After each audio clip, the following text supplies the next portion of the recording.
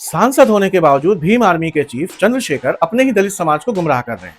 उन्होंने एक ट्वीट किया है और लिखा है कि ब्रिटिशकालीन भारत में अंग्रेजों ने जमींदारी जैसी व्यवस्थाओं के माध्यम से शासन किया। और इसी बारे में बाबा भीमराव अंबेडकर कहते हैं कि अछूतों ने आरंभ से ही भारत में ब्रिटिश राज को सहायता प्रदान की। यदि अछूतों ने भारत की फतह में अंग्रेजों की सहायता नहीं की होती तो भारत में ब्रिटिश शासन संभव ही नहीं हो पाता।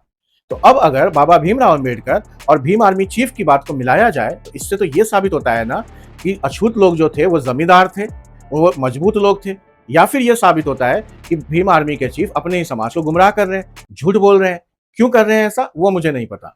ये अपने अगले पैराग्राफ में तो ये नक्सली हिंसा को भी डिफेंड कर रहे हैं, कह रहे हैं कि भूमि और संसाधनों की असमानता की वजह से नक्सली हिंसा होती है। तो भाई मेरे, नक्सली हिंसा को ना किसी भी वजह से डिफेंड नहीं किया जा सकता।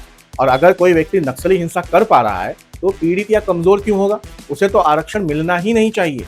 उसके बाद ये लिखते हैं, ऐतिहासिक रूप से सामाजिक, राजनीतिक और शैक्षणिक अवसरों से वंचित समुदाय।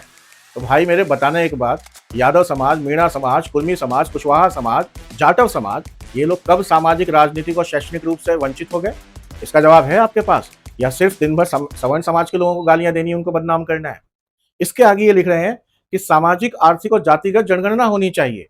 तो भाई मेरे, बिहार में जातिगत सर्वे हुआ और उस डेटा में निकल कर आया कि सबसे ज्यादा संसाधनों पर कब्जा यादवों, कुर्मियों और कुशवाहा का है। तो इनको मिलने वाले आरक्षण का विरोध क्यों नहीं करते हो?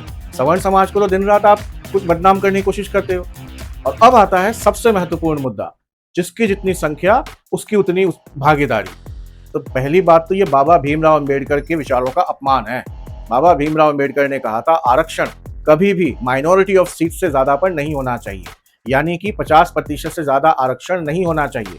तो हमारी बात नहीं मानते हो, कम से कम बाबा भीमराव अंबेडकर की बात तो मान लो। इसके बाद अंत में जो तुम कहते हो न्यायपालिका, निजी क्षेत्र और मीडिया में प्रतिनिधित्व होना चाहिए, तो भाई योग्य बन जाओ, प्रतिनिधित्व अपने आप मिल जाएगा। तुम्हें योग्य बनाने के लिए 3.5 लाख करोड़ का बजट एलोकेट हो रखा है। उसके बावजूद अगर तुम योग्य नहीं बन पा रहे हो तो तुम्हें प्रतिनिधित्व देकर कोई फायदा नहीं होगा। तुम अयोग्य रहोगे, प्रतिनिधित्व ले लोगे, उसके बाद न अपना भला कर पाओगे, न अपने समाज का भला कर पाओगे, न देश का भला कर पाओगे। खुद ही देख लो, बिना योग्यता की वजह से प्रतिनिधित्व देने का परिणाम ये है कि आज तक एक भी समुदाय अपने पिछड़ेपन से बाहर नहीं निकल पाया।